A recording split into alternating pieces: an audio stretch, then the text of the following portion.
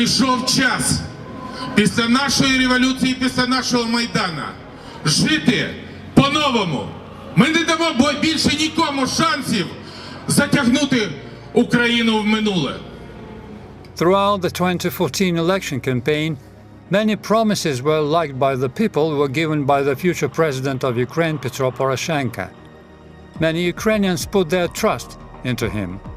People yearned to believe that they would receive freedom, democracy, and suitable living standards. Nothing, however, of what Poroshenko promised was fulfilled. The main promise given by the presidential candidate Petro Poroshenko was to eliminate corruption in Ukraine. But the corrupt system built by the ex-president Viktor Yanukovych lingered still.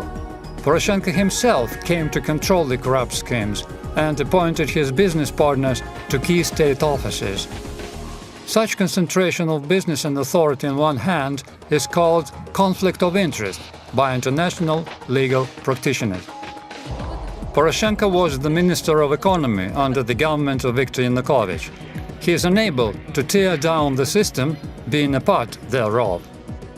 During the 2 years of presidency of Petro Poroshenko, corruption in Ukraine has grown significantly. The Ukrainian government is only imitating reforms and fighting corruption. This is required to persuade the US and EU that changes are occurring within the country. But in truth, there are no reforms. All Poroshenko needs is to receive financial aid from the US, the European Union, and the International Monetary Fund. And the Western partners are granting this aid, hoping for reforms to be held in Ukraine. However, all they will get is disappointment, as will the people of Ukraine. Financial aid is being stolen. The law enforcement and the anti-corruption bodies operate only to remove the president's political and business rivals. During his presidential campaign, Poroshenko promised to sell his business. However, after 2 years, he still failed to do that.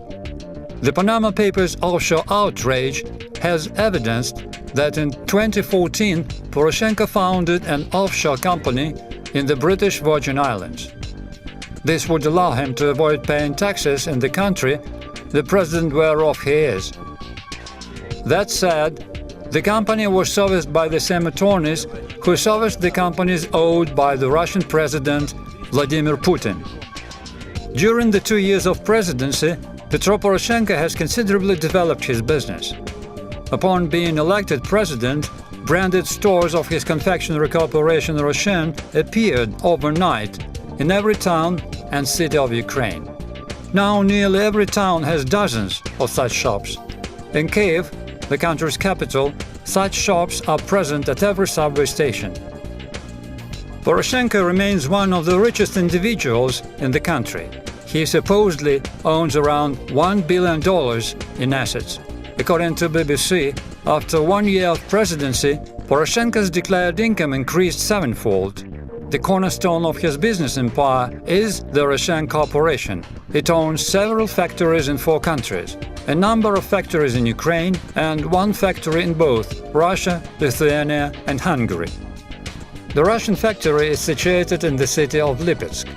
This factory is successfully operating and paying taxes to the Russian authorities. The war between Russia and Ukraine had no influence on its operation. Quite to the contrary, Poroshenko's business is growing.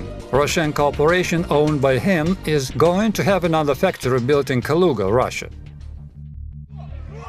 On New Year's Eve, on the evening of December 30th, 2015, 500 armed robbers wearing masks carried out a reprisal attack on the GL confectionery factory, Zhytomyr. The bandits beat and threw the employees of the factory out of its territory. The police observed the act without intervening or stopping the culprits. GL Factory is the 3rd largest confectionery producer in Ukraine and a rival to the president's Roshen Corporation. Poroshenko once attempted to buy this factory. However, in 2010, the American investor Igor Boyko became its owner. It was he who turned the declining factory into the third largest competitor in the Ukrainian market. The assault on the Zhytomyr confectionery factory immediately became known to the president. The situation around this factory was closely observed by the Security Service of Ukraine, and information was without delay conveyed to the president. He was familiar with the fact that Serhii Pashynskyi was behind the attack. However, Poroshenko did nothing to prevent the assault. It was in fact beneficial for the president if one of his principal rivals shut down. GL factory has been out of business for more than 9 months.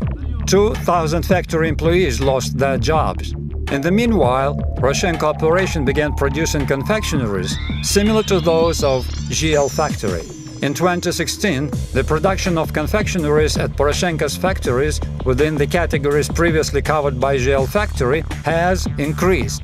The seizure of GL confectionery factory by armed robbers allowed Poroshenko's business to make more money. At a press conference in June 2016, Petro Poroshenko promised to address the situation at the Zhytomyr confectionery factory GL.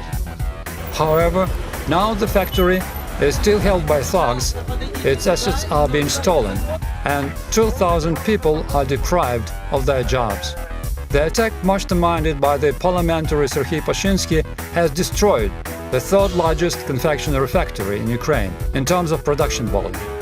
Why does the president allow for such criminal acts and law infringement? Why is Deputy Pashynskyi given permit to destroy a business in the country? It is possible that Petro Poroshenko benefits from it, as he didn't manage to cease being a businessman and become a president.